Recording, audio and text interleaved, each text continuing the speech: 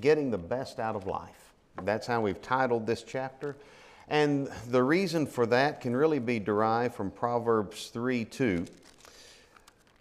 Keep these words, forget not my law, keep my commandments, length of days, long life, and peace shall they add to thee. That's not the only time this sort of an exhortation is supplied in Proverbs 3. If you take a look at Proverbs 3:22, they will be life to thy soul, grace to thy neck. You'll walk in your way safely, your foot shall not stumble. When you lie down, you'll not be afraid. You shall lie down, your sleep shall be sweet. The description, the exhortation given in Proverbs 3 is regarding a life that is going to be well lived. It's, again, the idea of getting the best out of life, and that best out of life is going to pertain to wisdom. So, set my words in your heart, verses 1 and 2. Set God as your priority, verses 3 through 12. We covered through verse 12 when last we met. A side note, as the writer of Proverbs, Solomon, by and large, sets out with his introductory mashal odes, his a mashal being a proverb, his proverbial songs, because each of these chapters contains at least one, if not sometimes two or three, extended mashal odes or proverbial songs.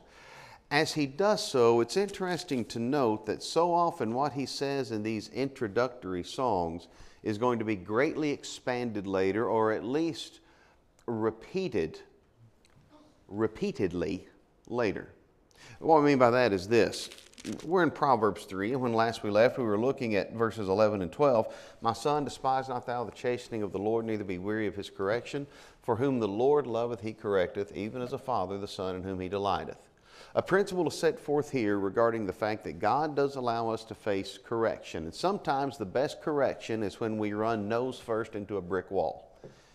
Sometimes the best correction is when we wouldn't learn the easy way.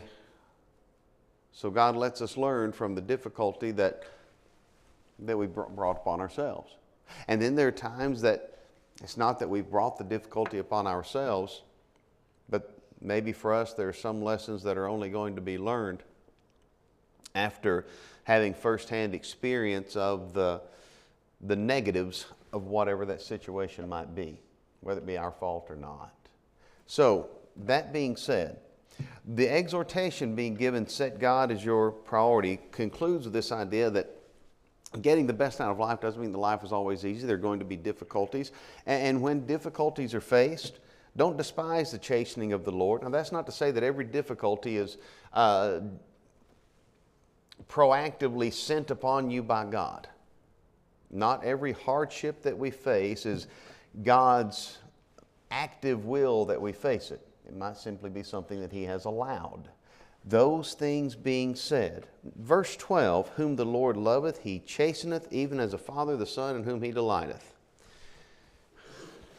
How many children really grasp and understand this principle that my parents discipline me because they love me? How many really grasp it and understand it? Our natural inclination is to say, not many, right? Before we move forward tonight, let's note a few Proverbs. We'll note a statement from Hebrews that looks back to Proverbs 3. And we're going to make an observation about something. First, let's note a few Proverbs. Proverbs 13, 23, and 24. Matter of fact, if you like to mark in your Bibles, it might be good to mark the Proverbs of this particular genre with a certain color. Proverbs 3:12 pertaining to a father chastening his son. Well, Proverbs 13:24, the father chastens the son in whom he delights. A father, a loving father, a proper father, a good parent gives discipline to the children in whom they delight. And if a parent hopes to delight in a child, it's going to require some discipline. Because foolishness is bound in the heart of a child, but the rod of correction will drive it far from him. We'll get to that in a moment. For now, Proverbs 13:24. He that spareth his rod, what's the next word? Hates his son.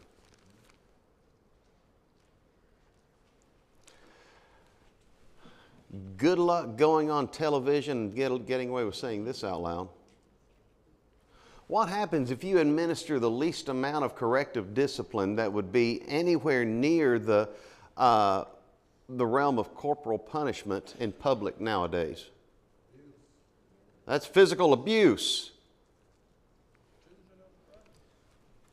You know why people call it physical abuse?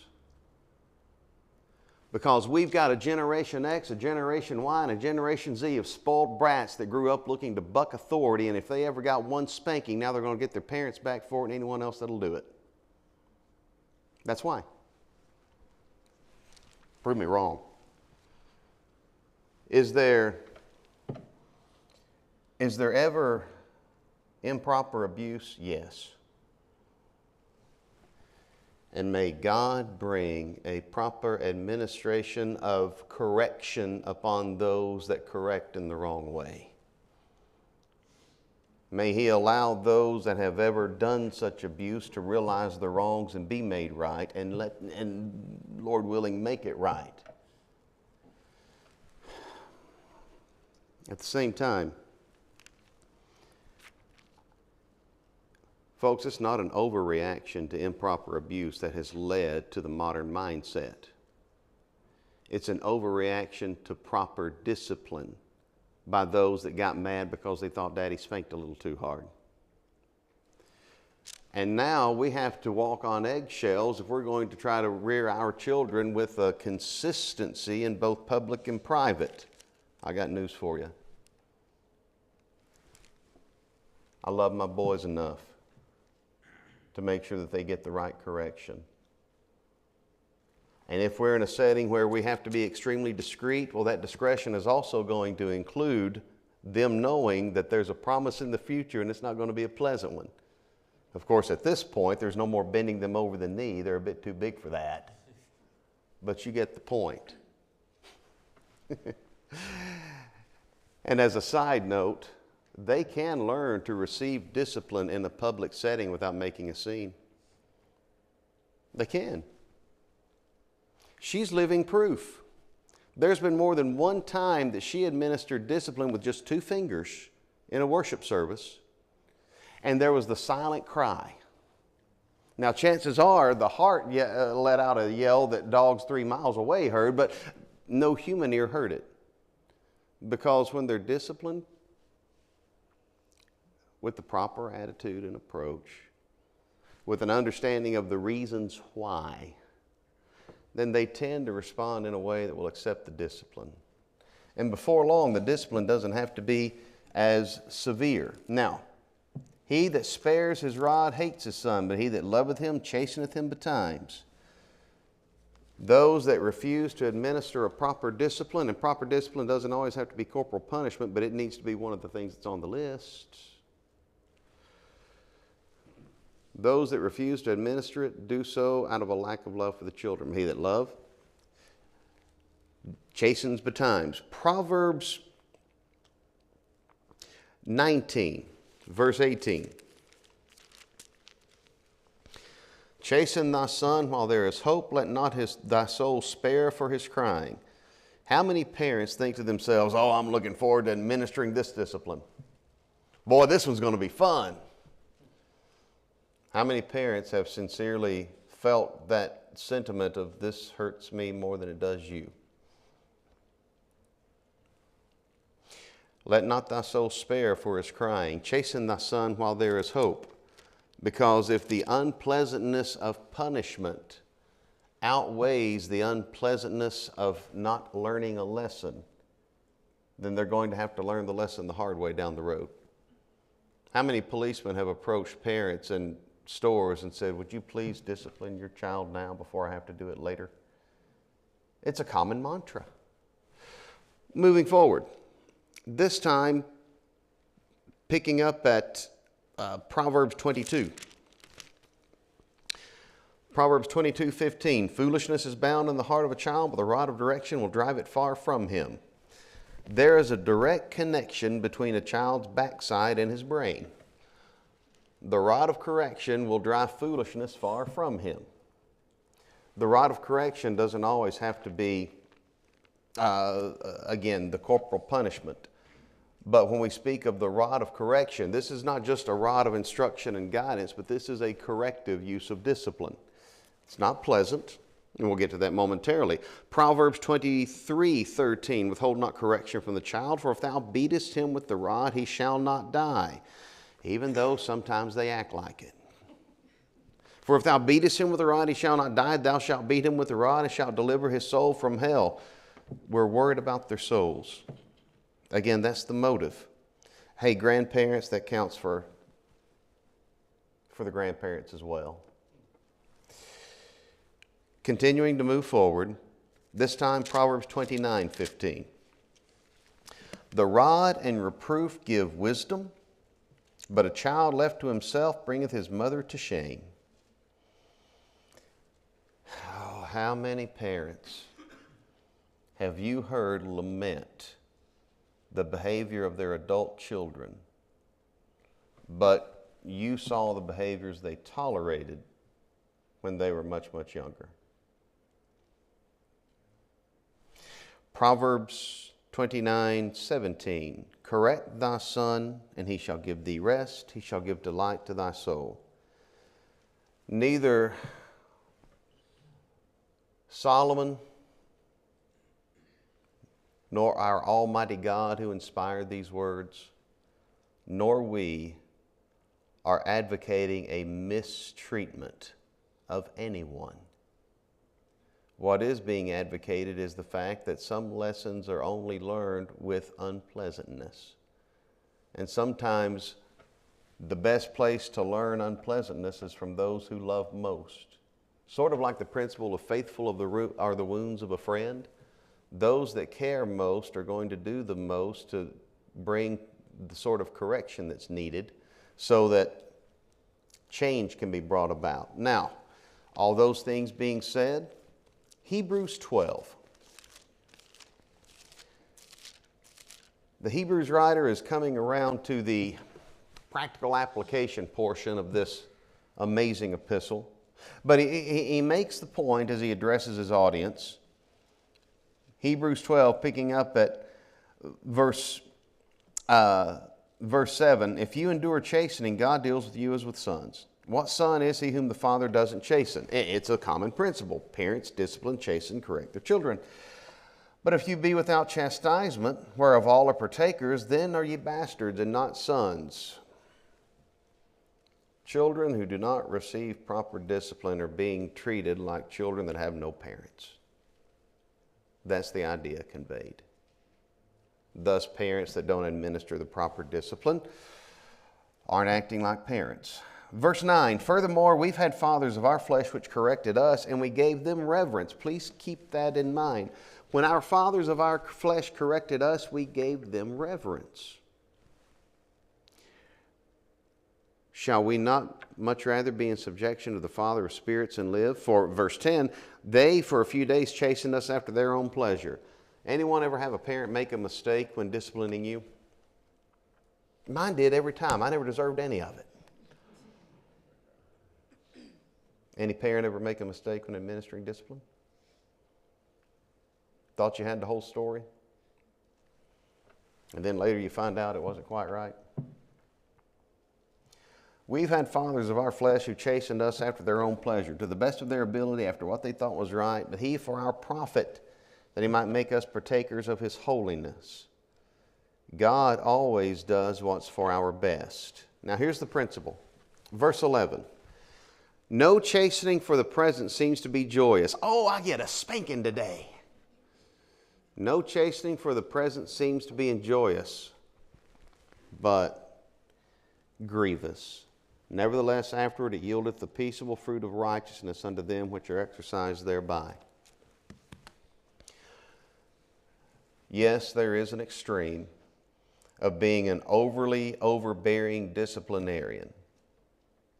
At the same time, Here's an observation.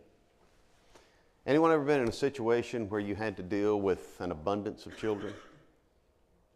Several of them which weren't yours?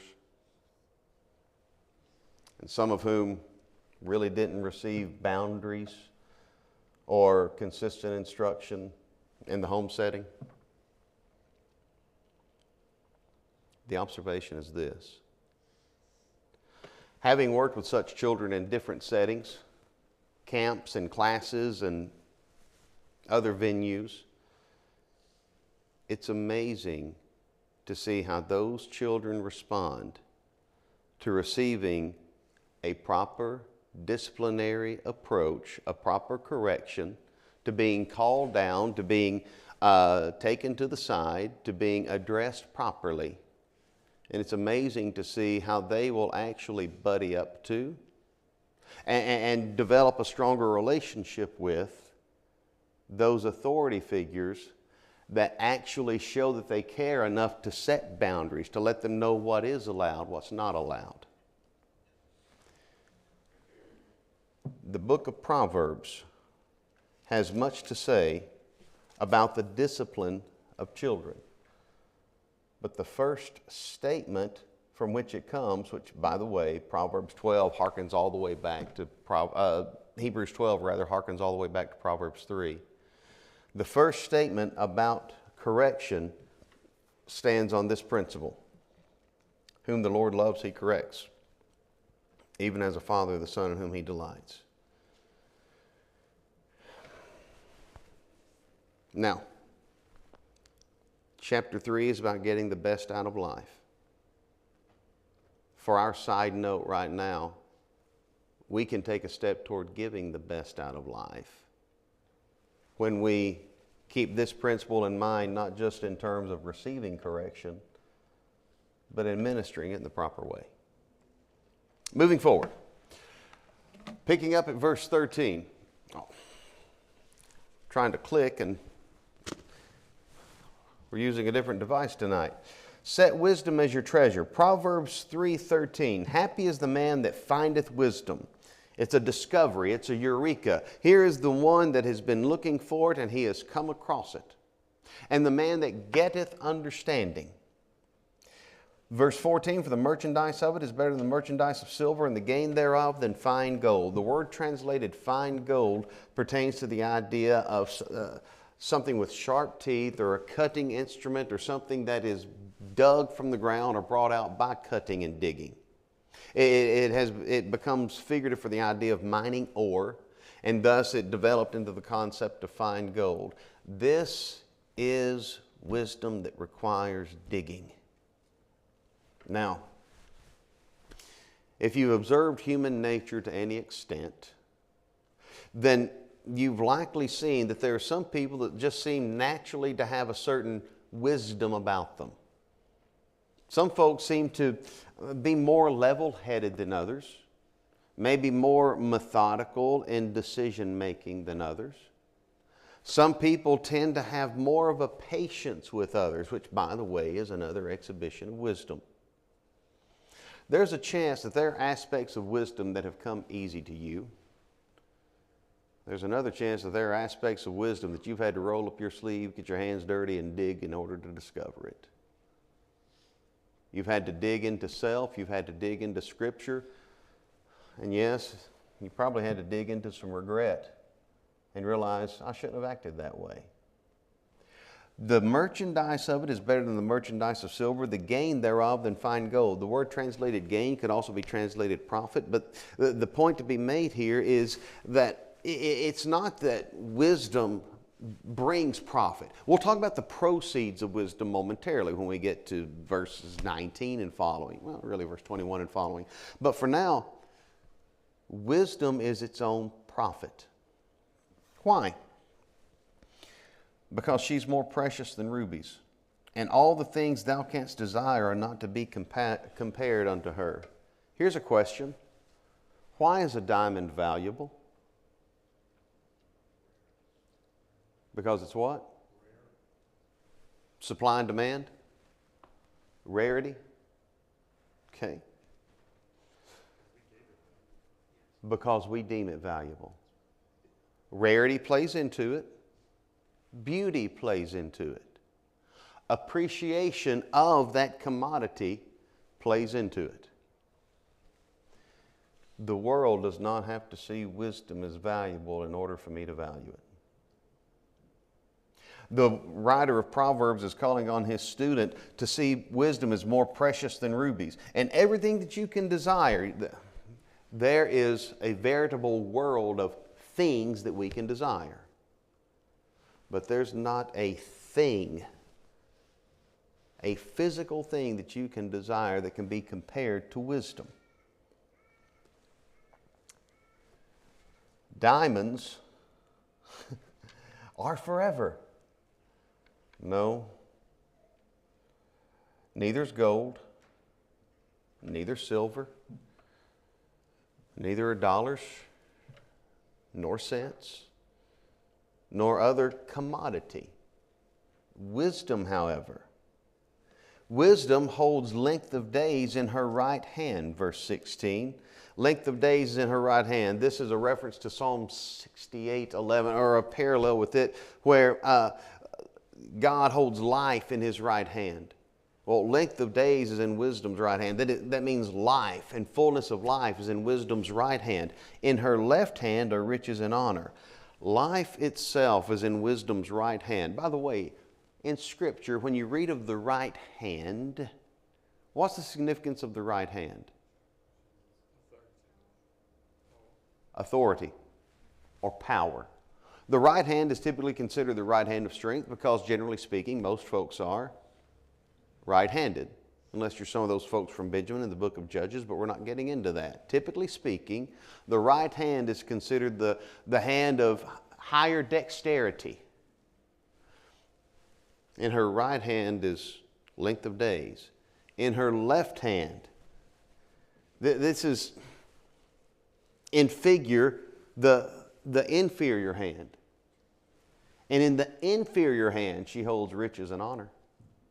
In the lesser hand are riches and honor. No, these are not the secret of life. These are not what makes life happy or fulfilling. But these are things that can be counted as blessings in life. And while there are some that possess riches and honor without having taken hold of wisdom, they do not have a proper appreciation of riches and honor, nor their wisdom. However, those that take hold of wisdom have taken hold of that which offers length of days, a fullness of life, and the potential of a proper riches and honor.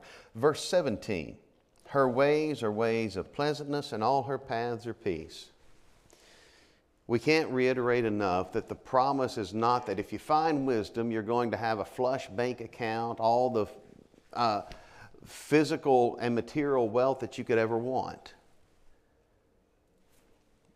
But there is a strong parallel here, as has already been stated in previous classes, to what Jesus had to say when He said, I'm come that they might have life and have it more abundantly.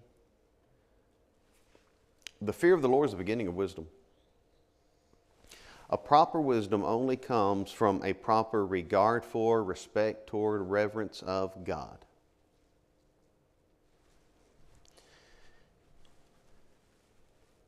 It's only a proper relationship with God that's going to yield an abundant life. Jesus came that we might have life and have it more abundantly. A proper relationship with Him helps us look at life the right way. The kind of wisdom being exhorted by Solomon helps people look at life the right way. Was there ever a time when Solomon failed to look at life the right way? See Ecclesiastes. He looked for different avenues to make life fulfilling. It's fascinating to see some of the discoveries and the tidbits that he left along the way. Some of the breadcrumbs of principles that he gleaned even from the negative searches. For instance, he would conclude and repeat the principle at the end of chapter 2. He mentioned in chapter 3, chapter 5, chapter 9. Whatever your hands find to do it with all your might. Or the concept of that what you do what you love and love what you do. Ecclesiastes 2:24 There's nothing better for a man than that he should eat and drink, that he should make his soul enjoy good in his labor. This also I saw was from the hand of God. Who can eat, or who else can hasten hereunto more than I? God gives a man what's good in his sight, wisdom, knowledge, joy. The point being, when our lives are based on a divine standard of what's right and wrong, and we find what we enjoy doing.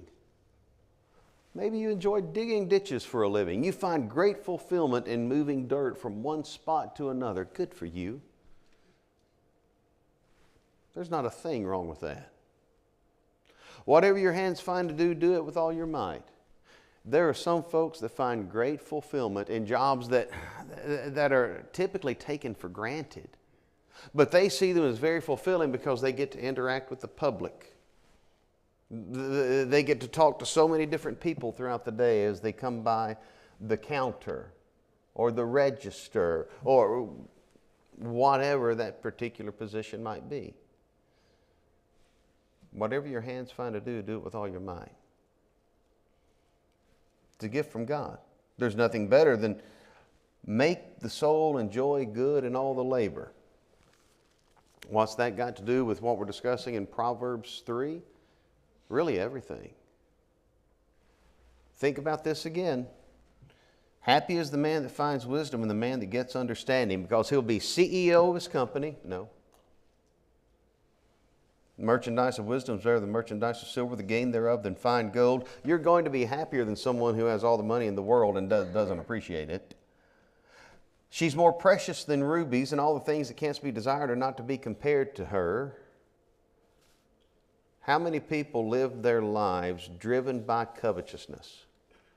How many people have climbed the ladder of success rung after rung, spurned onward by a fear of being poor again, or being poor for the first time, or the fear of seeing failure in the mirror as they perceive it?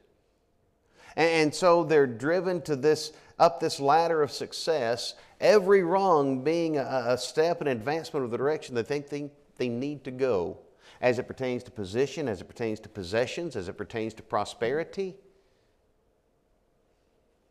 And yet, the food is ash. The drink is oil. The air's bitter.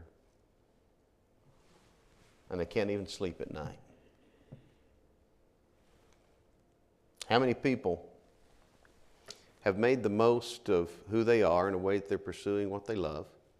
They're glorifying God every step of the way, regardless of the nature of the position.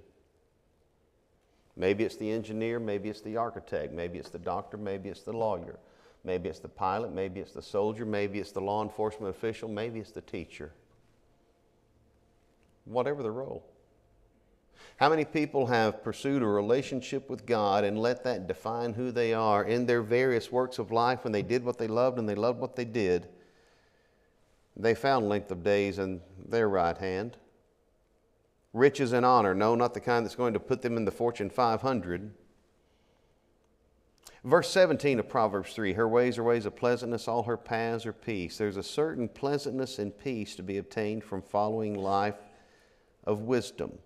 To the point that, verse 18, she is a tree of life to them that lay hold upon her. Happy is every one that retaineth her. Now, the wise man not only enjoins the audience to appreciate the benefit of wisdom in life, or the value of wisdom in life, but there's a connection through wisdom to God. Kill and DeLeach describe it this way. Proverbs 3, 19 through 26 depict wisdom as a mediatrix, as a tool that God used in forming earth, and as a path between God and man. It's not a bad description. Pick up at verse 19. God uses wisdom. The Lord by wisdom hath founded the earth. You realize God didn't use dice and say, let's see, okay, that'll be dirt. Let's see, those will be leaves. He didn't flip coins. He used wisdom in planning. He used wisdom in producing. God used wisdom every step of the way. The Lord by wisdom hath founded the earth. By understanding He established the heavens. By His knowledge the depths are broken up. The clouds drop down the dew. The earth, the heavens, the waters on earth, depths broken up, and the waters from the heavens. It's God's wisdom that made the solid land. It's God's wisdom that gave us an atmosphere that contains the right mix of oxygen, hydrogen, and nitrogen. It's God's wisdom that supplied us with a world that's 75% water, not only the liquid water upon the earth, but then there are the particles of water in the air, the water vapor. And it's God's wisdom that lets that water vapor condensate and fall upon our heads and nourish the ground on which we walk. It's the wisdom of God that set it all in place. Verse 21, my son, let not them depart from thine eyes. Keep sound wisdom and discretion. There'll be life to your soul. There'll be grace to your neck. If God used wisdom in making this world, shouldn't we use it in living in it? Shouldn't we use it in interacting with others in it? If wisdom is an attribute of God, and it's an attribute that is attainable for man, then my son, don't let them depart from thine eyes. Don't take your eyes off of it. Have you ever been training a child how to hit a baseball? What do you always tell the child? Don't take your eye off the ball. Let them not depart from thine eyes. Don't take your eyes off of wisdom. Keep sound wisdom, discretion. There'll be life to your soul, grace to your neck. You'll walk in thy way safely. Thy foot shall not stumble. Once again, a principle that's already been discussed, it's being reiterated. When we utilize this very attribute that God possesses and used in making the world, then it's going to provide us with a level of security and safety. You'll walk safely. You'll not stumble. Oh, and it's going to bring peace. We've already mentioned peace back up in verse 17. Her ways are ways of pleasantness. All her paths are peace. But look at the peace described in verse 24. When you lie down, thou shalt not be afraid. Thou shalt lie down, and thy sleep shall be sweet.